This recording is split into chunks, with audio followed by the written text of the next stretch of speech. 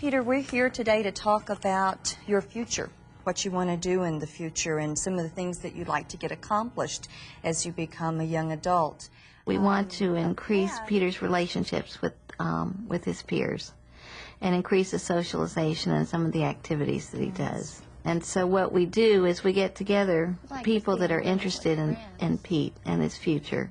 So what would be the ultimate? What is it, Peter, that you want to do in the future? And Mom, I know you share Pete's dreams. I know Pete would like to be having a job working with other people. Okay. Maybe going to dinner or going to a movie or going to shoot hoops or something like that. Just hanging out with the guys. He's social. He's socially alone. He's Yeah, physically with other socially people, alone. but he's socially not with other There's people. not nearly enough of the time being spent really connected to other people. How many times has a teenager picked Pete up to say we're going to a ball game? Okay, Has that happened yet? Well, it used to happen when his brothers and sisters were home. But now he's the only one in Right. high school. Right. Yeah. So, no teenagers have asked. Okay. You know, I don't know what he does at the high school. I'm out of touch, but you know, but I know from when I was with Pete, and I can only talk from the past. It's hard, you know, being a kid, and I'm gonna come out and say it. You know, Pete's different, and I think kids notice that more at this age, and they're not gonna want to be forced to go. Well, I don't want to hang out with Pete tonight. You know, well, I don't want to do that.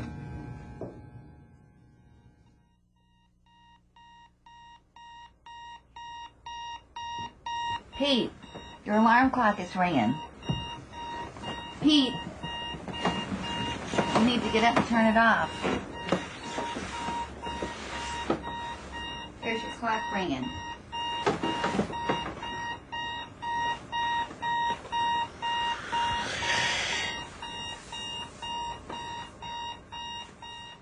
Actually, it's been very stressful with all the things we've had to do with Pete, all the meetings and planning and everything, because he has a disability.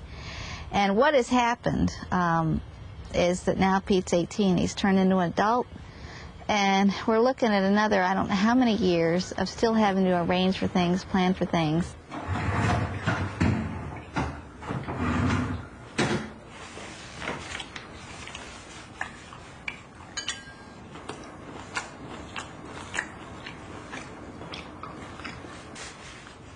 Are you going to work today? Yeah. You gonna take the bus? So.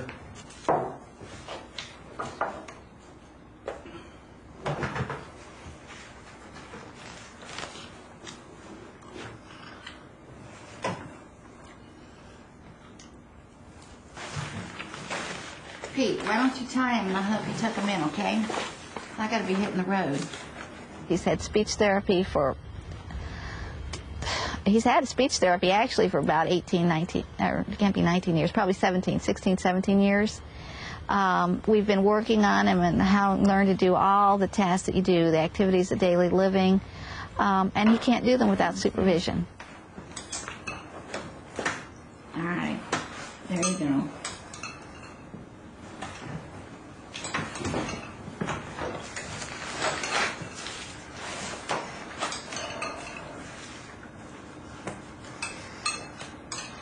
We've done all this, and Pete is still very disabled. We have to keep doing this for another, more than 18 years, maybe the rest of our lives. Pete, I don't know how to tie him the way you tie him.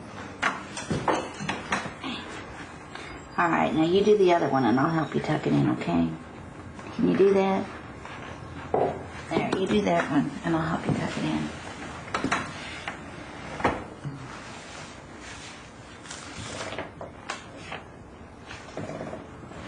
Pete, just do it, okay?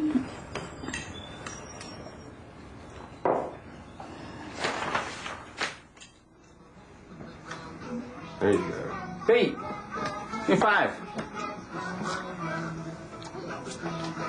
Have a good day, Kay. See you guys later. Remember, we got a bike ride this afternoon, okay? You be ready for that? Yeah. All right. Have fun with Chris. Chris, be good. Have a nice day. Yep. BJ says there are lots of things we can do to be safe near the street. That's right, Baby Buff. First, we should remember to cross at the corner. And always look both ways, then look both ways again, and then cross the street.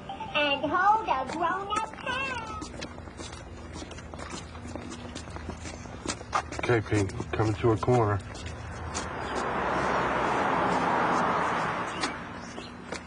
Stop right here. Remember what we do? Look right. Is your car coming? Right. Look left. Sure. Is it clear? Yep. Yeah? Is there a car coming, Pete? Yeah. There is? Are you sure? Look again. Sure. Is there a car coming? Yeah.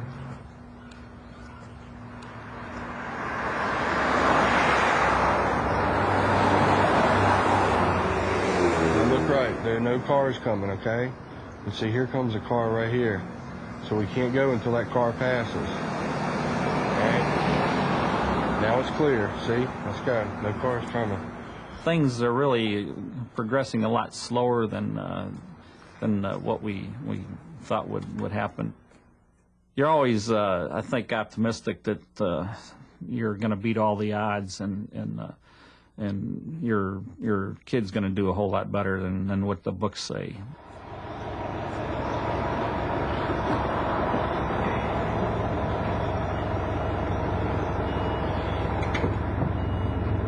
What do you say, Pete? Excuse me? We said thank you. Okay, Pete, there's the theater, so you better pull it. Pete, pull the line, okay? Pull it. Pull it. There you go. Now let go. Good job, Pete. You know, Frank looks at it one way, that we've done all this and Pete is still very disabled. And it's a shock because somehow you think 18 years from now when he's grown up, things are going to be different. And actually, Pete is very, very different from the child he was at 6 years old. But it's still constant supervision. Okay, Pete, remember we're looking for Cindy Akers, okay?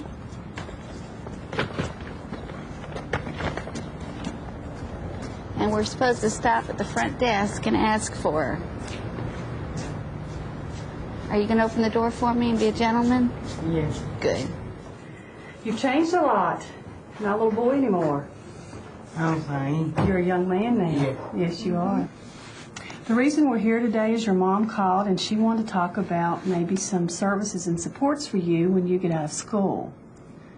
Is Peter going to continue school through the age of 21? Yes. In fact, probably 22. His birthday's in May. Oh, that's good. That's good.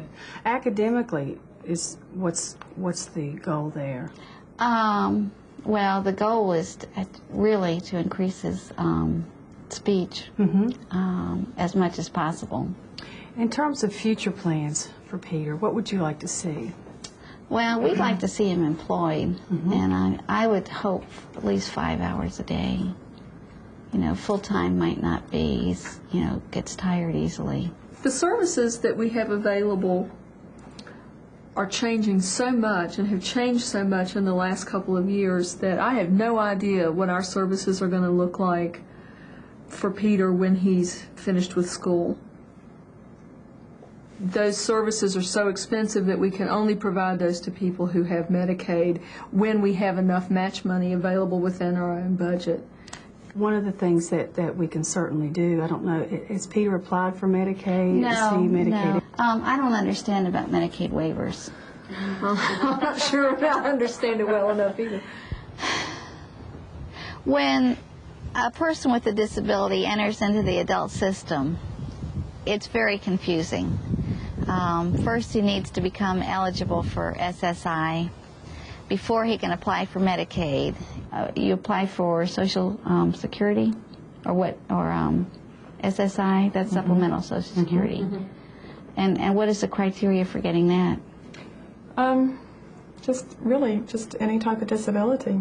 If a person is declared disabled by the Social Security Administration, he'll be eligible for SSI. And with the SSI automatically comes the Medicaid. The current requirements are IQ of 59 or below is automatically based just on the mental retardation alone. We don't really have any accurate what I consider accurate IQ scores. But I know it's below 59. Before we had him evaluated up at UVA because nobody could decide what a placement for him would be because his behavior was so difficult. And they had said that by the time he was 8 or 9, when he got bigger, that he would have to be institutionalized, that his behavior was so bad because he just was totally unmotivated in special ed classes. It was awful. But, you know, just putting him in a regular class with a reason to behave and role models, just, it's unbelievable the difference. It seems to me that he can go ahead and get SSI at this time, and Medicaid as well. Is that not based on family income, or? It depends on how you file it. So should I call you and make an appointment, or? Well, we can talk further. Here's my card. We've probably had 3 other meetings. And when you talk to them, everything sounds pretty clear until you actually get to the point, well, what do I do next? Or what happens next? And then it's, well, it's another meeting. Use your brakes. Use your brakes, bud. Right away. Doing great. Doing great. Pedal, pedal. Doing great. Watch where you're going, bud. Stay in the road. Here, stop, stop, stop, stop, stop, stop. Here comes the car, stop. Good job. Okay, go across.